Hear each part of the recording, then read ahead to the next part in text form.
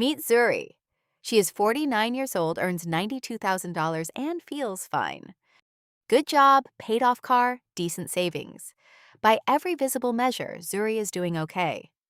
But next year she turns 50, and one quiet number is about to decide everything. 50 is the checkpoint nobody warns you about, not your salary, not your job title.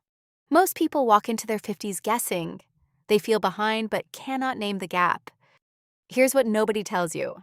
By 50, the math stops being theoretical.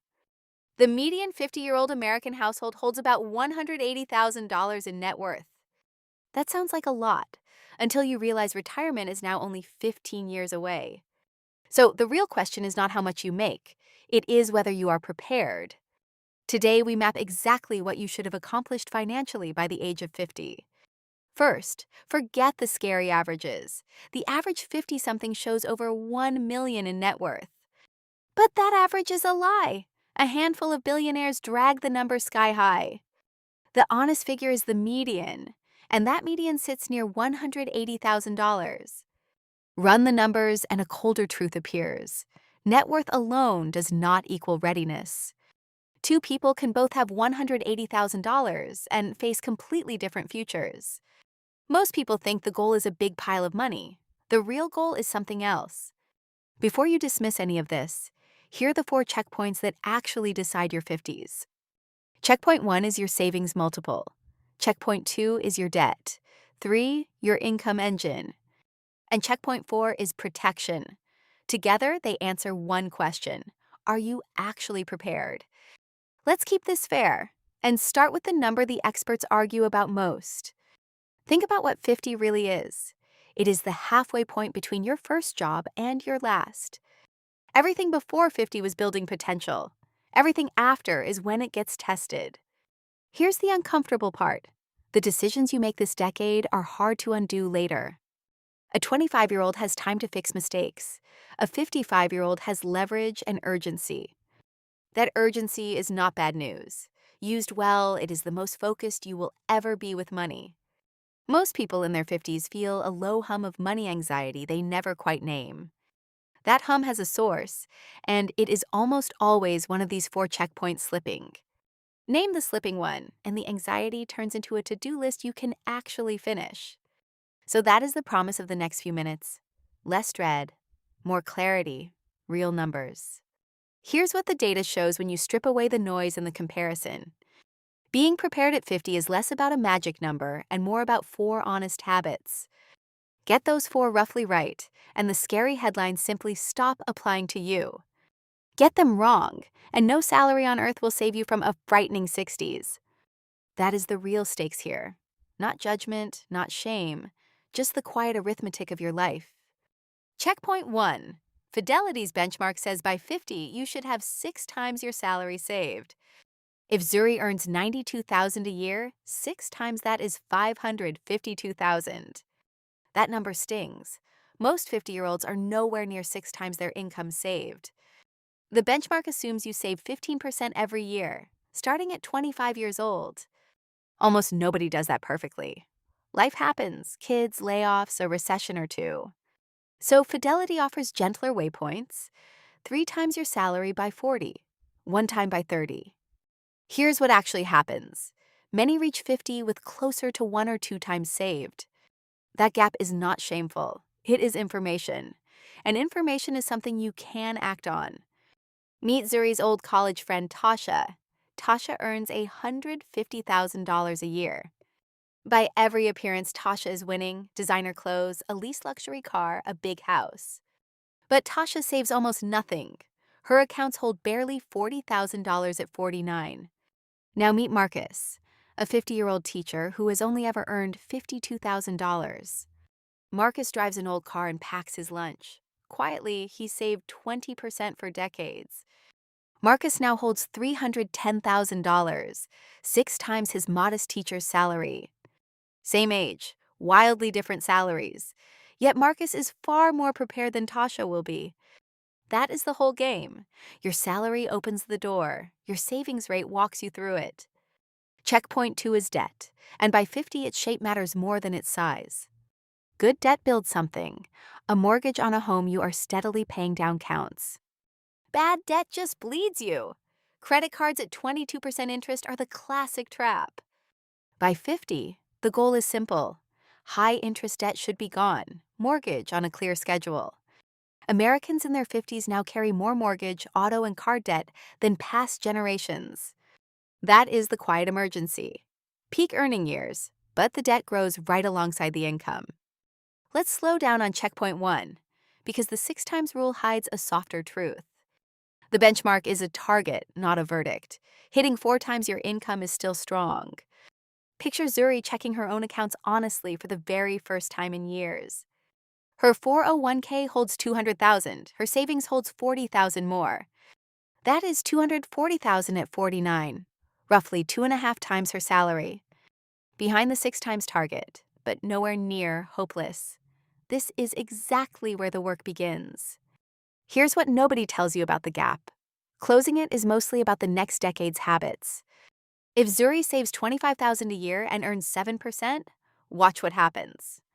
By 65, the 240 could grow past $900,000. From behind the benchmark to nearly a millionaire in the years she thought were too late. Now, checkpoint 2 in practice. Zuri lists every debt she owes on one honest page. A $9,000 credit card at 22%, a $12,000 car loan, and a mortgage with $140,000 left, 14 years to go. Here's the order that actually works. Kill the 22% card before anything else. Every dollar against that card earns a guaranteed 22% return. Nothing beats that. Most people chase the stock market while bleeding 22% on a card. Backwards. Run the numbers, pay the card aggressively, and Zuri is debt-free on it within a year. Then the car loan, then extra payments on the mortgage, one domino at a time. Here's what actually changes. Each paid debt frees a monthly payment she now invests instead. That is the snowball. Debt freedom and investing are not enemies. They are the same engine. Before we go on, a gentle reality check on the emergency fund most people skip. If Zuri spends $4,000 a month, her 3-month cushion is $12,000. That cash is not lazy money. It is the wall between a bad month and a credit card spiral. Build the cushion first, then attack debt, then invest. Skip a step and the whole thing wobbles. Here's what nobody tells you about your 50s. They are statistically your peak earning years. Mortgages are further along. Kids cost less. Your paycheck is usually the biggest it will ever be. Most people waste this window. Here's what actually happens to that extra income. It vanishes into lifestyle creep. A bigger house, a newer car, fancier vacations every single year. Lifestyle creep is the single biggest mistake of the peak earning decade. It feels like success. Run the numbers and the cost is brutal. Every monthly upgrade is a future decade stolen. Here's the math that should change your mind. $800 a month invested, not spent. Over 15 years at 7%, that habit grows past $250,000. Same $800 spent on a nicer lease leaves you with exactly nothing. That is checkpoint 3. By 50, your income should feed your future, not just your lifestyle. And the system actually rewards you for being older. Here's the gift most people ignore. At 50, the IRS lets you make catch-up contributions on top of the normal limit. In 2025, the standard limit is $23,500 per year. Add the $7,500 catch-up and you can stash $31,000 a year. Most people over 50 never use this. They leave free tax savings sitting on the table. It gets better at 60. A new super catch-up pushes the limit even higher. From 60 to 63, you can add $11,250 in catch-up alone. That is the law quietly handing you a turbo button right when you need it most. Now, the question everyone actually asks, how big does the final number need to be? Here's a clean rule. Multiply the yearly income you want in retirement by 25. Want $40,000 a year from your savings? You'll need about $1 million invested. That comes from the 4% rule. Withdraw 4% yearly and your money likely lasts. By 50, you do not need the full million yet. You need to be on the trajectory. Here's what actually matters at 50. not the destination, but whether the slope is steep enough. Checkpoint 4 is protection, and most people skip it because it feels boring. Here's what nobody tells you. One uninsured emergency can erase 20 years of saving overnight. By 50, you need a real emergency fund, 3 to 6 months of expenses in cash. You also need health coverage and disability insurance. Your income is your biggest asset. Here's a number that scares people. A couple may need $300,000 for healthcare and retirement. That is why a health savings account, if you qualify, is the quietest superpower around. Now, the trap that ruins prepared people. It is called sequence of returns risk. Imagine a market crash in your first retirement year. You sell low just to pay bills. That early loss can permanently shrink a portfolio that an identical late loss would not. So by 50, you start shifting. Not all in stocks, not all in cash. A deliberate balance. Most people think the house is the plan. By 50, the mortgage should be winding down. Your home is shelter, not a retirement account. You cannot eat your living room. Here's what actually happens. People retire house rich and cash poor, then panic at 62. Social Security helps, but it replaces only about 40% of an average paycheck. And every year you delay claiming past 62, your monthly benefit grows meaningfully. Most people claim the moment they can and quietly lock in a smaller check for life. Now, the psychology, because the numbers are never really the hard part. Most people avoid their own finances out of fear. They would rather not know the truth. Here's what actually frees you. The number on the page is almost always less scary than the dread. Naming the gap is the entire first step. You cannot fix a number you refuse to look at. Let's get specific about where people actually stand. Most 50-year-olds badly misjudge this. The median household aged 50 to 54 holds around $171,000. Move up one bracket. By the late 50s, the median climbs toward $270,000. That $90,000 jump in a few years shows what disciplined saving can still do. Here's what actually happens to most people. They stall, assuming 50 means the race is over. It is not over. A 50-year-old saving aggressively still has 15 full years to compound. Watch what one decade of compounding does. $10,000 at 7% nearly doubles. Now stack 15 years of contributions on top, and small numbers become serious money. Let's rescue Tasha on paper. She finally wakes up at 50 and changes everything. Tasha slashes her lease, drops the luxury car, and frees up $2,000 a month. She maxes the $31,000 catch-up limit and invests every free dollar besides. In 15 years, that discipline alone could build over $600,000. Same person, same income, opposite ending. The only thing that changed was the keep rate. That is the hope buried in all these scary numbers. The 50s are a comeback decade. Now run a simple audit on yourself. The 50-30-20 rule is the cleanest starting point. 50% covers needs, 30% covers wants, 20% goes to your future. Most people quietly run a 90-10-0 split and wonder why nothing ever grows. Here's what nobody tells you about inflation. Doing nothing is not actually safe. Cash under the mattress loses value every year. 3% inflation halves it over time. So by 50, sitting entirely in cash is its own quiet risk, not a safe harbor. Most people think investing at 50 is too risky. The bigger risk is not investing at all. Now the income engine almost nobody builds. By 50, one paycheck is a fragile thing. A layoff at 53 can take 18 months to recover from. Ask anyone who lived it. So prepared people build a second stream. A skill, a side venture, a rental, anything extra. 2 income streams do not just add money. They cut the odds of a catastrophic year. Here's the tax piece most people miss. Not all retirement dollars are taxed the same way.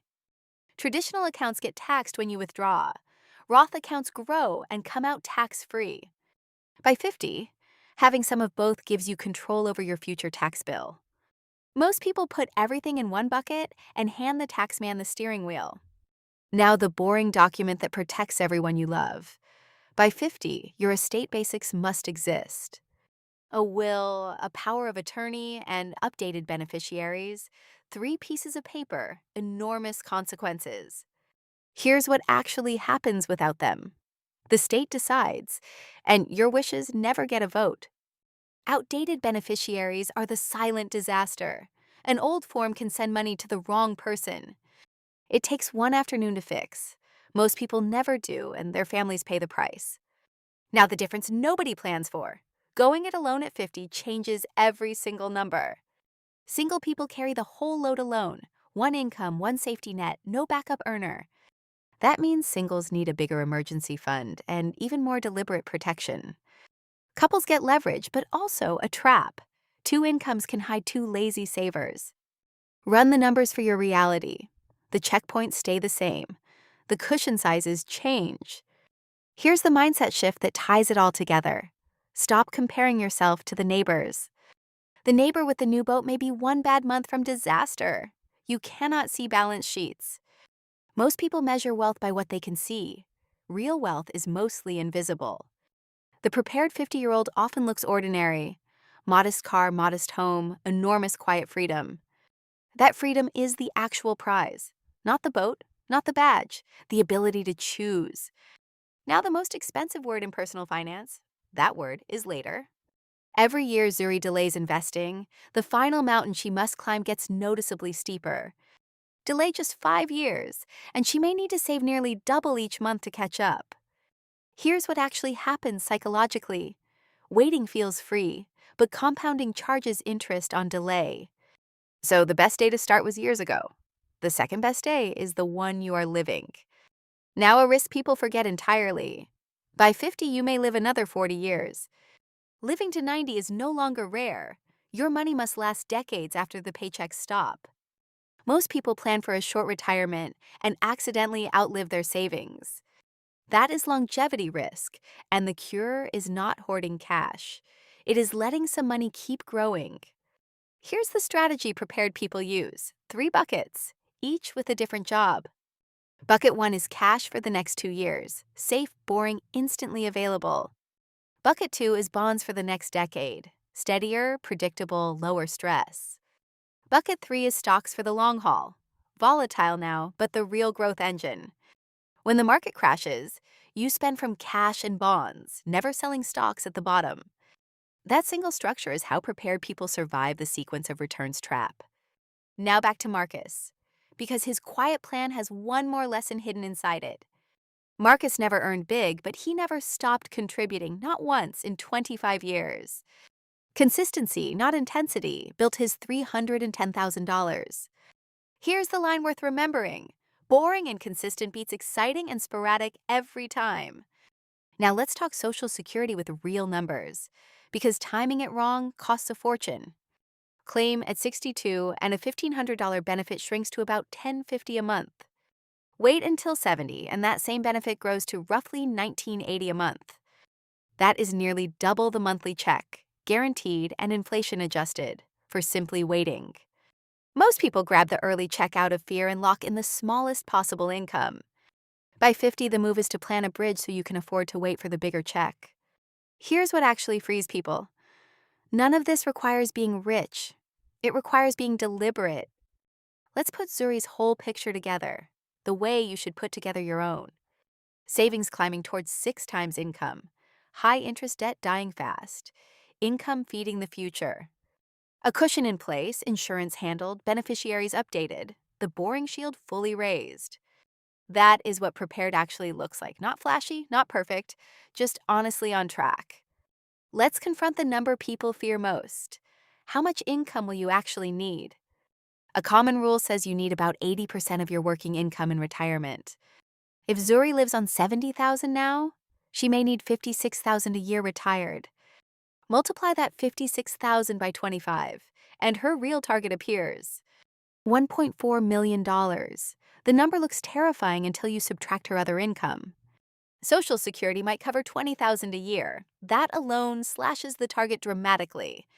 Now she only needs her savings to produce $36,000, not $56,000. $36,000 at 4% means a target near $900,000, not $1.4 million. See what happened? The scary number shrank the moment we did the actual math. Most people never run this. They just feel doomed by a headline figure they misunderstood. Here's what nobody tells you about kids and college in your 50s. You can borrow for college. You cannot borrow for retirement. Put on your own oxygen mask first. Draining your retirement to fund tuition feels generous, but it can sink the whole family later. Here's another trap by 50. Do not raid your 401k for short-term wants.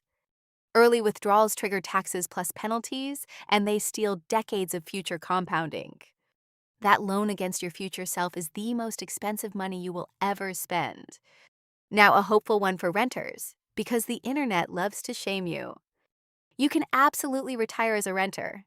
You simply invest the down payment you never spent. A homeowner builds equity in walls. A disciplined renter can build equity in the market. The trap is the renter who spends the difference instead of investing it. Same rule, always. Here's what actually decides it. Owning or renting matters far less than what you do with the gap.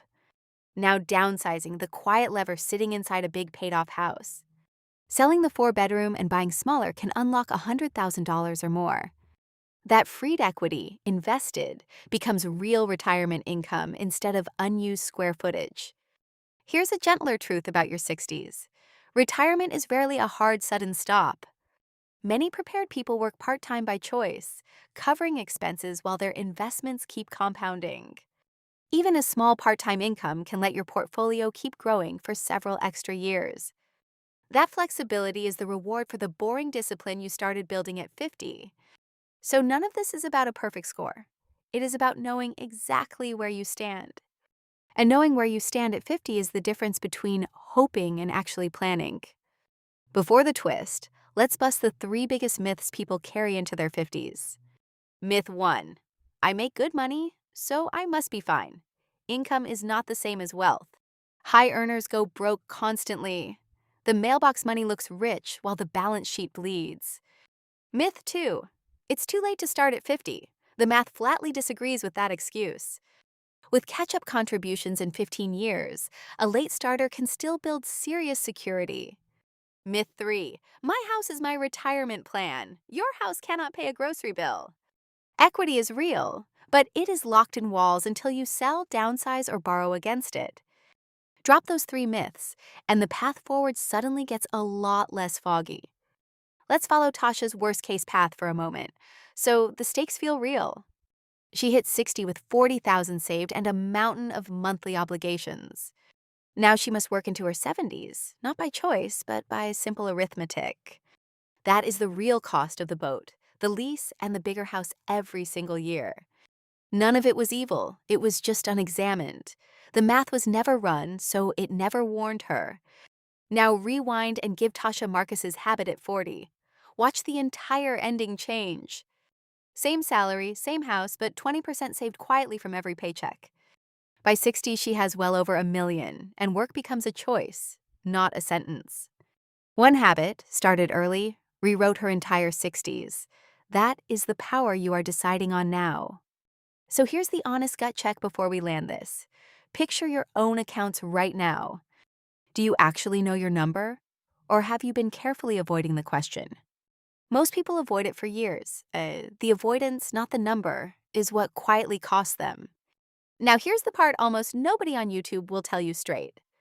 Your salary, the number you brag about, barely predicts whether you retire comfortably. Remember Tasha earning $150,000? She will likely retire anxious and cash-strapped. Remember Marcus, the teacher on $52,000? He will retire calm and fully prepared. The number that decided their futures was never income. It was the gap they kept. Here is the quotable truth. It is not what you earn, it is what you keep and grow. A 20% savings rate on a small salary beats a 0% rate on a huge one. That is why 2 people at 50 with identical net worth can have opposite outcomes. One built a habit, the other built an image. Only one of those compounds. So when you check your own 50s, do not measure the salary. Measure the keep rate. Because the gap between earning and keeping is the only gap that ever sets you free. Let this reframe everything. The prepared person is rarely the highest earner in the room. They are the one who quietly kept the gap, fed the future, and refused the shiny trap. So the next time someone flashes a new car, ask the only question that matters. Not what do you earn, but what do you keep? Keeping is the whole quiet game. Because by 50, the keepers are calm and the spenders are starting to sweat. And which one you become is still, even now, entirely up to the habits you choose next. So let's bring it home. By 50, 4 checkpoints tell you if you are truly prepared. 1. Savings near 6 times your income. 2. High interest debt gone for good. 3. Your income feeding your future. 4. Real protection against the unexpected. Miss a few of these. That is not failure. That is your starting line, clearly marked.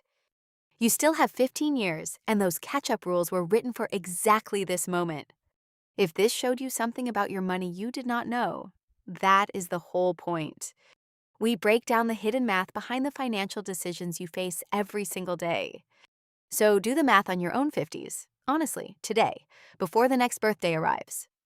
Make the decision that matches your reality, not someone else's sales pitch. Because at 50, the only number that matters is the one you can actually live on.